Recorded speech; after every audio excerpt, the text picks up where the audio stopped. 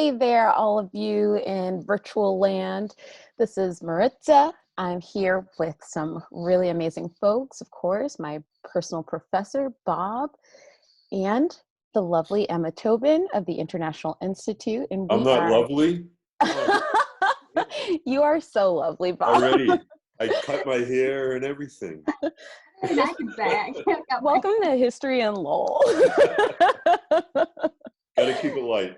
Yes, we certainly do. These are very difficult times. I think the last time we were all together a year ago today, we were having such a fun time celebrating the International Institute, 101 years, right?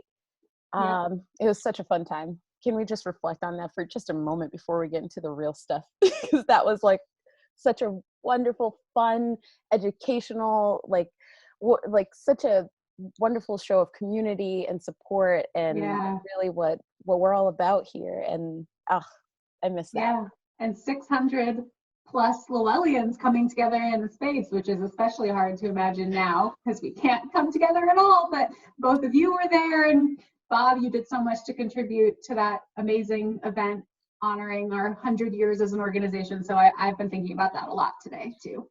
Yeah, no, I as it was coming closer to this day, I was thinking, man, what would we be thinking if it was if this was happening last year? What, like if this event had been planned for today, right? Well, and how much work everybody had done. I just all of that, right? Imagining all the things that are being canceled that people spent a year working on, or it's so difficult and hard to try to understand. But yeah, that was something. That was epic, I guess, as my student. We can all say happy 102nd birthday to the International Institute today. Yep.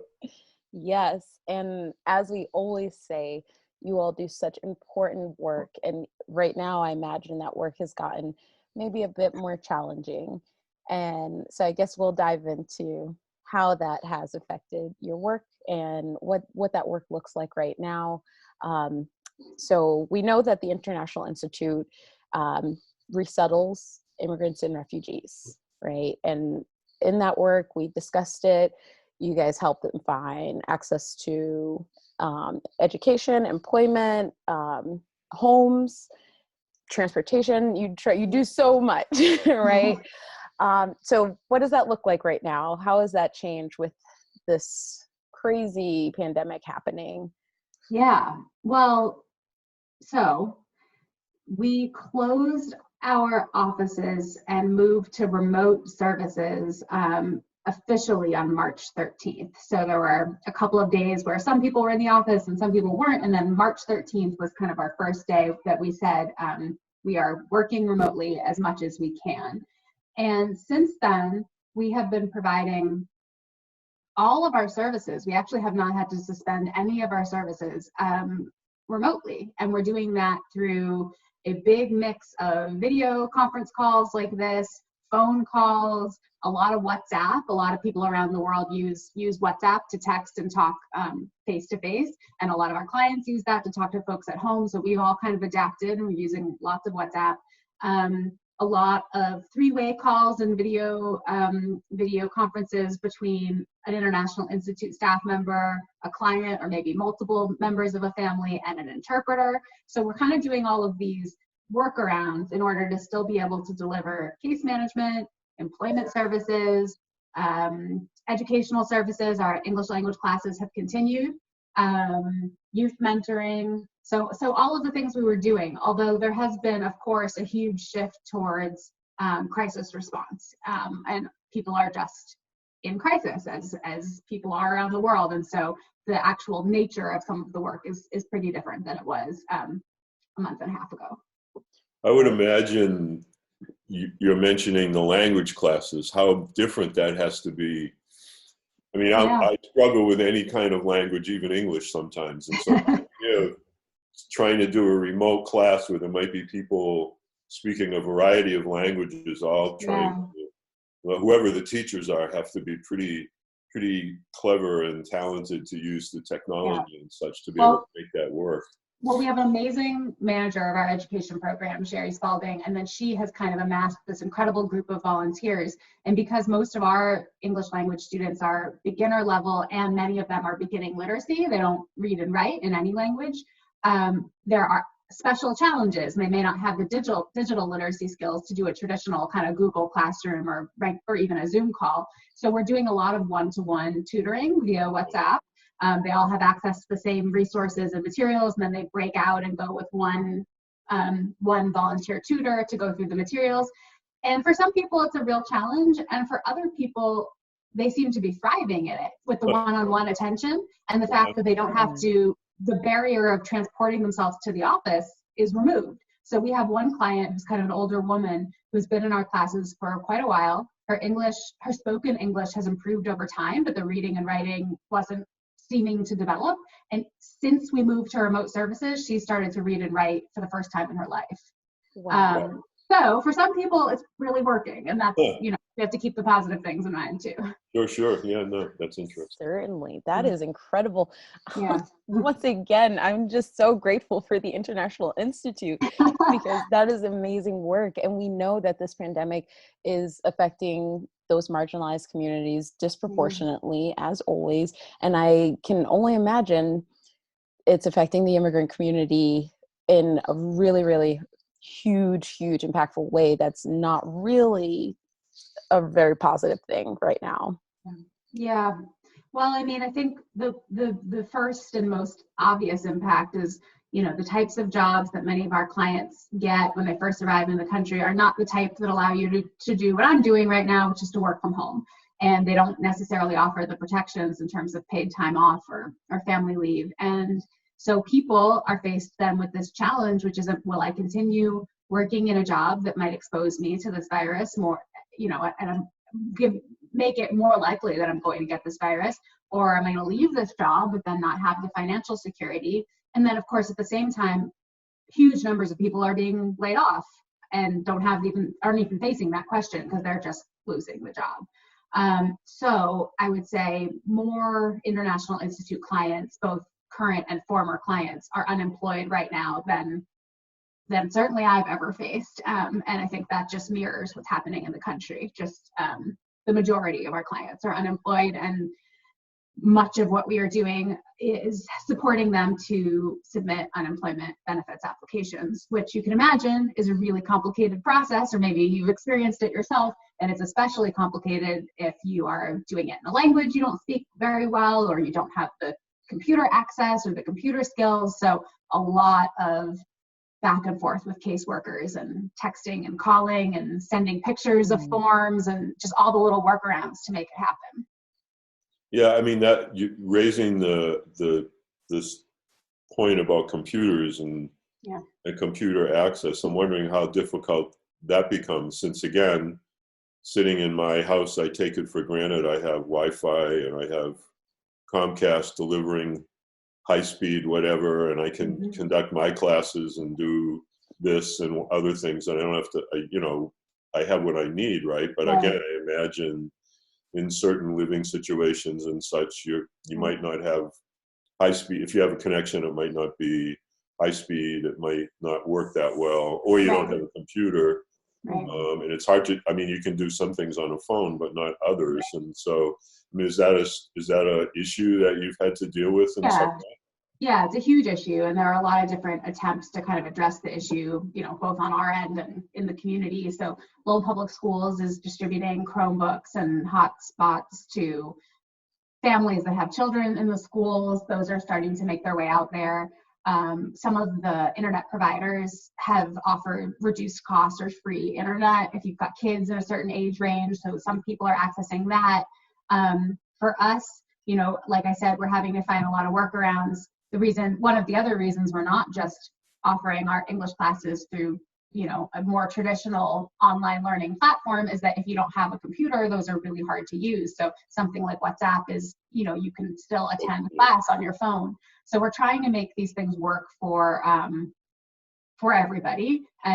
But of course there are challenges, and alongside that, even, you know, looking at the more basic needs that people have. I mean, you could argue internet is a basic need these days. A phone is absolutely a basic need. And we have clients who've missed a phone bill payment and their phones have been shut off. And then attempting to get back in touch with someone who no longer has a working phone becomes a whole other goose chase. So there are definitely communication challenges. And then I imagine if somebody finds themselves in that terrible circumstance, then everybody would immediately think the worst. We can't get a hold of this person. Yeah, I mean, so, luckily our clients are part of communities. They're really connected to each other. So in every case when we've lost touch with someone, we've been able to at least figure out how to get back in touch with him or her through someone else. But then it's a matter of trying to figure out, we've done a lot of fundraising, and we're so grateful to the Lowell community and greater Lowell community for the support. We've been able to pay a lot of people's rent, and now increasingly a lot of people's phone bills. Because as people are losing, access to their phones, we're realizing, well, if this happens with all of our clients, we're in big trouble. So we're kind of proactively helping people pay phones. Actually, this week. Wow, that and is thanks incredible. to Bob, who is one of our very generous supporters, who helped make some of these payments possible. Well, Bob puts his money where his mouth is, so. I'm still getting paid, so I should help. Well, thank you. I can help. And thanks to everyone who has helped, because it's really been amazing. From foundations to individuals to church groups, people have sewn masks for our clients. Volunteers have purchased and delivered groceries to our clients. Mill City Grows donated 20 bags of fresh grown vegetables yesterday, which another amazing volunteer, Dave Lewis, who also is from the university, delivered to all of our clients. So I mean, just the coming together to support people is really humbling. It's really amazing, I think. That's the kind of energy I needed to hear, Emma. I miss Lowell so much, and because you're also just 20 minutes away from me, probably walking. But there's nothing like Lowell. The people there are so incredibly special, and it really warms my heart. And on such a great day, especially to know that so many people are coming out for these vulnerable populations.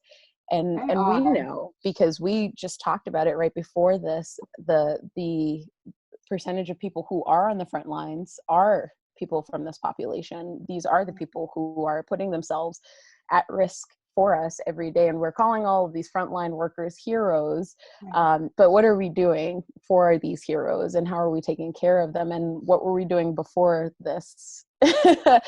Were we thinking of them as heroes? Were we thinking of them as those who are making sacrifices and compromises for the rest of us? And what is that figure that you said? Was it 35%? Yes. 35% of people who are on the front lines are immigrants right now. Yes. So yeah, anybody who has an issue with immigrants, I would highly recommend maybe you get one of those frontline jobs and put yourself at risk. And I don't know the percentage, but we had discussed this too.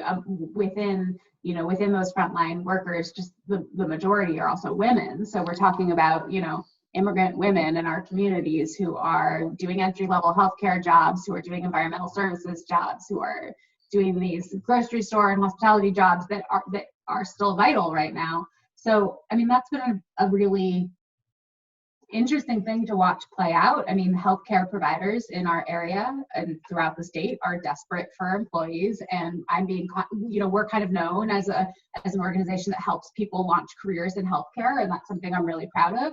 Right now, working in healthcare obviously is even more important than it's ever been, and also really scary. And so we're kind of watching that play out, both with clients who already work in healthcare and how their employers are responding and how they're then responding. And then folks, companies calling me and saying, we have these jobs, we need to fill them. Do you have people? And watching the people we work with weigh the risks and benefits of, maybe I'm going to earn time and a half, but maybe I'm going to expose myself and my family. So very, very complicated stuff. Yeah, and so in sort of extending that a little bit further, if somebody within the communities that you work with does have symptoms or feels like something's happening, then where do they get their health care within all of this? What happens to them at that moment where they've got a thermometer and they look and it's 102. Yeah. Well, I mean, I'm sorry to say that we do have clients who've tested positive for COVID-19. We certainly have had clients who've had COVID-19 now for a while, but just recently people have started to have the testing. And I think the International Institute seems to be seeing that in Lowell more than in its other two sites in Boston and Manchester, New Hampshire. And I think that is, I think, this is just my opinion, that is because testing is more available in Lowell with the CVS drive-up testing site and some other testing options in Lowell. And now Lowell Community Health Center is starting to offer testing too. I think that that's what's going on. And so, you know, when that happens, well, throughout all of this and even before that started to happen, all of us at the International Institute always work so closely with Lowell Community Health Center and with the Meta Clinic, and we've continued to throughout this. They're our most amazing partners, and I mean, even with all of the staff they've had to furlough, they're just still doing such incredible work. So they are doing all the telehealth things that other providers are doing as well, and still, you know, as soon as one of our clients becomes sick or it tests positive, we're in touch with them. They're to making sure that our clients know that they should be in touch with their doctor. So it's really been good to know that there's these amazing health professionals in the community. Mm-hmm. Yeah, it's an interesting catch-22, right? Because when you look at if you look at all of Massachusetts, every day they say how many more cases, and the number keeps going up. Right. But the number is going to keep going up because we are testing. Right. Right. So if you stop testing, the number will start to go down because nobody's going to know. Right? And they announced yesterday or the day before that they're going to start to include numbers of folks who didn't actually test positive, but that are presumptive positive in those numbers. So that'll make them skyrocket, I assume. Exactly. And then it'll be like, well, look at what's happened, you know. So so in some of the states now, I mean, it's a little bit off topic, but some of the states now that are reopening, right? And they're in a rush to reopen. They're rushing to reopen because their case numbers are low, but their case numbers are low because they're not testing, right? And so, I mean, the whole way this is being done has just really amazed me. As cynical as I usually am, I'm even more cynical now, right? Because I would think in Massachusetts, although again, what you're describing is that the institutions in Lowell are working.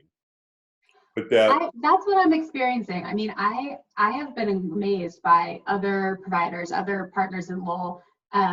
We've been in contact, we're coordinating services, we're working with existing partnerships, we're building new partnerships. We hadn't done anything with Mill City Grows like this in the past, and they're just, you know, suddenly our new favorite partners. So it is really amazing to just see people coming together. I mean, I don't at all mean to imply everybody's needs are being met, because I think that would be deeply unrealistic, but there's a lot that we have been able to do. If anybody would like to support the International Institute's work during this time and make a donation, you can do so on our website, which is iine.org. Are there any shortfalls or shortcomings that you're aware of within all this money that's been being made available to small businesses and such? Do you get, as an organization, do you get any of that money? Are you getting more money from, let's say, the state or the federal government to do more work? Or so the International Institute was very lucky to, you know, apply for and secure a paycheck protection loan, and so that's a huge help to us as an organization. I mean, I want to talk a bit about the money that's available for individuals and families and potential shortfalls we're seeing there. You know, I think most people are aware that unemployment benefits were extended and expanded, and it's called, you know, these pandemic benefits. And we did have to wait a number of weeks until that platform to submit applications was available. So there were a number of weeks when our clients were applying for unemployment, but if they were gig workers driving for Lyft or Uber, if they hadn't been in the country long enough to earn $5,000, which is the case of many of our clients, they were just not eligible. So they would apply, they would get rejected, and then what were they supposed to do because they were unemployed? So then this new pandemic unemployment portal was opened up. That's now been available. To date, we have not had a single client apply and actually be accepted through the pandemic unemployment portal, and that's a little worrying. But my hope is that these are initial glitches in the system and it'll kind of get smoothed out. But that's a worry for me right now, ensuring that people who are new to the country do have access to unemployment, because they do on paper. One other question I had that we didn't actually discuss, but I had heard this, and I don't know if it's true, and I don't know if you also know, but in regards to the stimulus checks, I heard that the immigrant population was not receiving stimulus checks, and that spouses of immigrants were also not receiving them. So folks who are undocumented are not receiving stimulus checks, and documented individuals married to an undocumented person are not receiving stimulus checks. If you are a documented immigrant in the country, including a refugee, you can receive a stimulus check, and some of our clients have started to receive them. The challenge is that if you are not a tax filer, or if you were not in the country to file taxes last year, there's a special process you have to go through to alert the US government that you exist and that you need that stimulus check. And so that's been a big effort on our part too, trying to make sure our clients both know how to file this simplified tax return and that it's getting in and that they're getting the money that they need. So it's a lot of chasing down different avenues, also just encouraging people to file their taxes, because a tax return can do a lot during these challenging times, and get them on the public benefits through the Department of Transitional Assistance that they are eligible for. Food stamps, the SNAP program, is extended during this time too. If you've got school age kids, you receive an extra nearly $6 a day per child. So that's a big help, but trying to make sure people have access to that who need it. So it's like all these programs that open up, you think like, yes, great, it's a new thing. And then you read the fine print and think, oh my gosh, that's a lot of paperwork for 500 clients. Yeah, just more and more barriers to getting aid, which should just be available. Shout out to the International Institute of Lowell team who have figured out these new systems incredibly fast and are navigating them and making it happen, because they are rock stars. Yes, and getting so many resources to these populations. I'm just thinking about every single thing that you've talked about. There are so many things that you guys are doing on top of what you are already doing, and the fact that you were able to just transfer to a virtual remote setting and be able to still do the amazing work that the International does, and to be helping with this really difficult time is just really incredible. You guys are, I'm a big fan anyways, but I'm just very deeply moved right now that all of this is available to our immigrant and refugee community. That's really nice of you to say. I mean, I think one thing that did work in our favor is that, we are a 3-site organization. So I watched some, colleagues in other organizations think, struggle in the first few days and week to figure out which platforms they'd use to connect and how they'd have access to the same documents and how it would all work. And we luckily we already do these things, because if I want to talk to my colleague in Boston, sometimes I want to see their face. So that is one thing that worked to our advantage, I think. Are the refugees that have come usually have come from a really difficult situation? They could have gone through some pandemic related thing of their own, not as extensive, but Ebola or something. Are they shocked by the folks you've talked to? Are they amazed by how's this happening in America? Does that come up at all? It hasn't come up in my conversations with people. Of course, I don't get to connect directly with our clients as much as I would like to. I think I've certainly heard people sort of say things along the lines of, this isn't as bad. I've been confined in a place before. I've not been able to leave a refugee camp. You don't need to be quite so upset about this. For those of us who kind of had freedom of movement our whole lives, this is a little more shocking maybe than a person who's been confined to a camp. But it's interesting, because we do have clients who've certainly come from places where Ebola was happening, but I haven't heard anyone make that connection yet. It must be happening for folks who experience it. Yeah, I mean, I've had students of mine who are first generation from immigrant families who have said they're just really surprised, because their stereotyped image of the United States would be something like this would happen and 9 scientists would figure some mad thing out, and it would be taken care of and it would be Yeah. over. And Yeah. they're amazed by the crippling of the economy, for example. Yeah. It's just like, it's not something that they ever would have imagined in the imagery from wherever they came from to end up in Lawrence or Lowell and end up in my classroom. And Yeah. we had our last class yesterday, and some people were talking about that. It just struck them as it was so bizarre. It would never be something they would think they would see. Yeah.